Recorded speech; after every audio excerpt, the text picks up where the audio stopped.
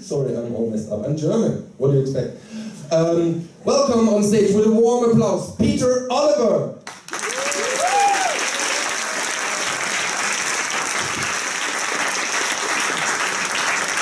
Okay, thanks very much. I'm going to talk today a little bit about sleep, about circadian rhythms, and why sleep is really, really important for you. So, there's a couple of funny jokes about sleep. Unfortunately, I don't know them, but there's the one I do know. It's quite an English joke, so sorry for the translation. How do you get a baby astronaut to sleep? Rockets. Tough crowd. I'm here all week. Okay, so first question, first of all of you, which of you last night had a really good night's sleep? Put your hands up. Good night's sleep last night? 8 hours solid? Oh, fantastic. Okay, that's very good. Put your hands up. What about those who had a really bad night's sleep? Okay, maybe you're being kicked by a partner because you were snoring. Just for example. It's got quite a few. Okay, good. So the idea is that sleep is something really important for all our lives. We all sleep. Hopefully we all sleep every day. It's important for our well-being, our lifestyle. We all have stories about good night's sleep or a bad dream. It's something we all can relate to. But actually, as I'll talk about today, is actually a really important part of our well-being for our brain and our mental health, as well as our general well-being and our living a normal life. So the first question is that if that's important, well, what's sleep actually for? Well, the first question is it to do with saving energy. You might think, okay, someone like me, I'm obviously quite pacing around, quite excited, that's good, using up energy, but they found you're sitting in a chair doing nothing for 8 hours, that's only about 100 calories different from lying down being asleep for about the same, about 8 hours. So it's not about saving energy, okay? So really what sleep's very useful for is regeneration, repair and regeneration in the brain.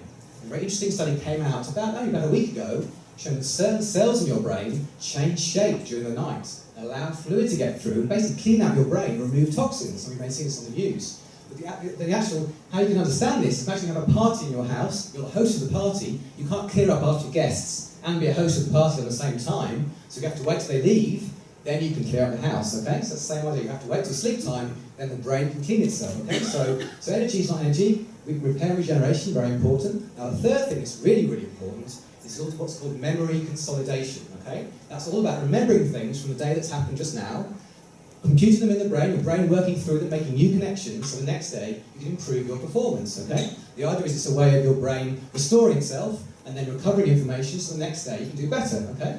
There's a very simple experiment that's been done in a lab in the Netherlands to explain this, okay? You can try this yourself now. You hold up your hands. We're going to number the fingers, 1 to 5. Okay, 1 is your thumb and 5 is your little finger, okay? It's simple, so I'm going to just count down from 5. Go 5, 4, 3, 2, 1. Go 5, 4, 3, 2, 1. Very, very simple, okay? Very easy. I think you're all doing it. I think so. Yeah, very good. That's good. Okay, so let's do that for another 9 minutes. We're fine. Okay, fine. So basically, got a load of students. There's always students do this experiment. So a load of students did this experiment. What they did, half the students that did this task, and they actually get faster and faster. It's like a new password for your computer program. Get faster each time you type it. Okay.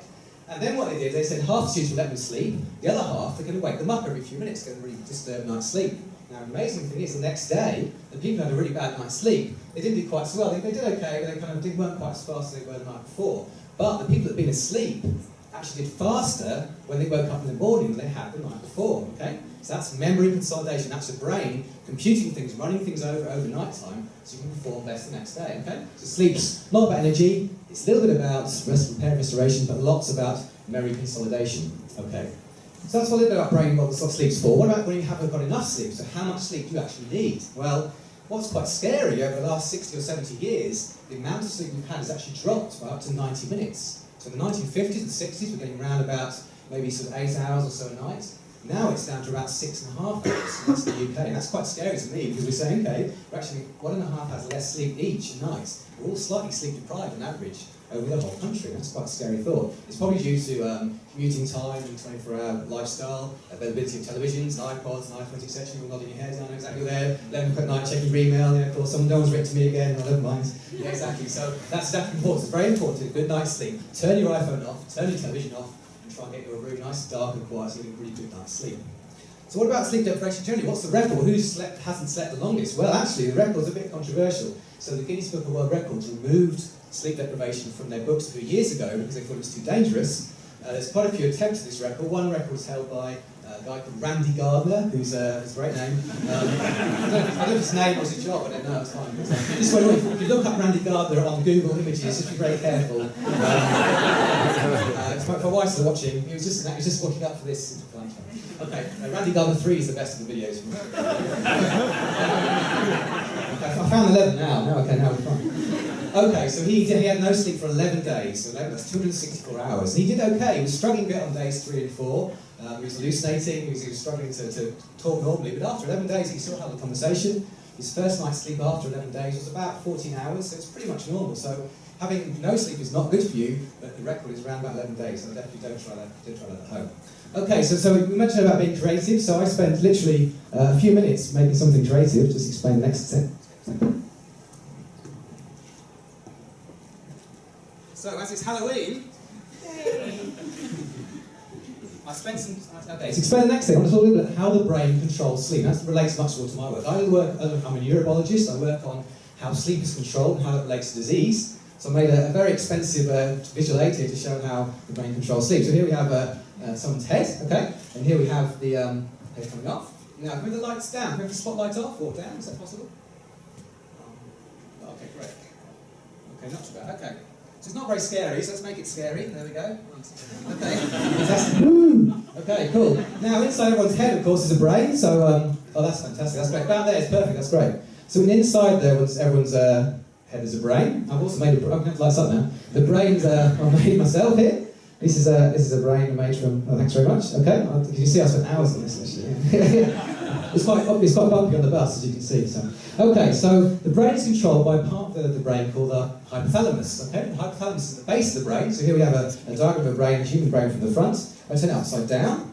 Okay, that's real Tipex.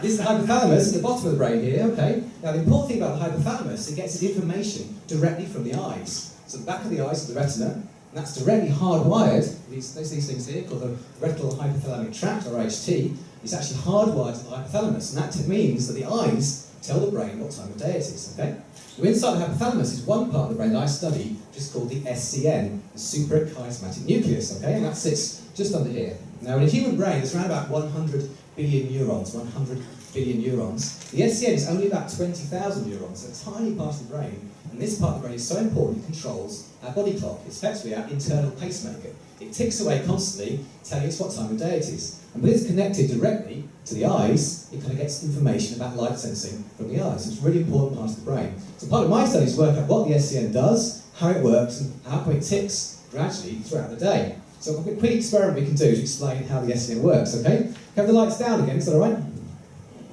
Okay. Now the SCN works by getting information from the light and other cues around the body. Then the other cells in the brain pick up the information and switch on and off genes at the right time of day.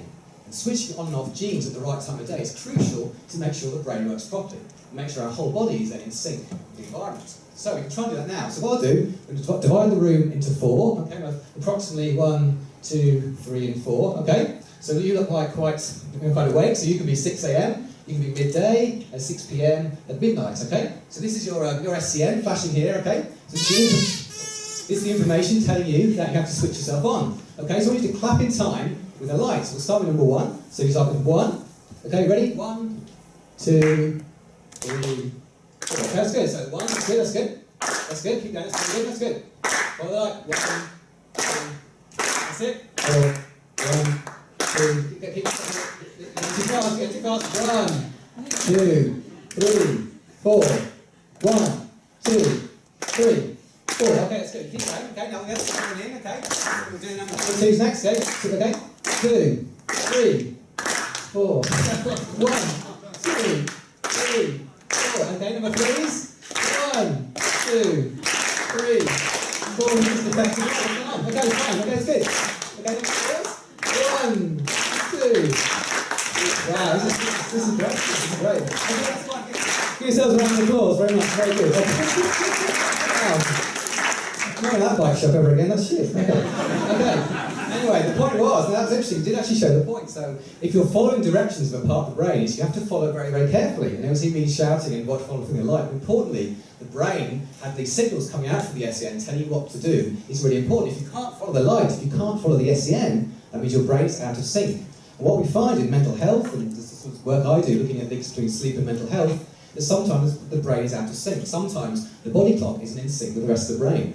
And what we find is sleep disruption is actually quite common in lots of brain disorders, from Parkinson's disease, Alzheimer's, all the way through to mental health, such as schizophrenia and bipolar. What our work has shown, using mouse models as well as using human data, is lots of similarities between the sleep patterns in mouse models with schizophrenia as there are with humans with these types of disorders. It doesn't mean if you're sleeping badly you're predisposed. It does mean that schizophrenia and other related disorders have sleep as like an early warning sign.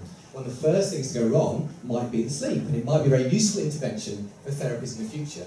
So just important to summarise then, sleep's very important. Sleep's really good for your health, it's good for your brain, and also sleep well tonight and don't have nightmares. Thanks very much.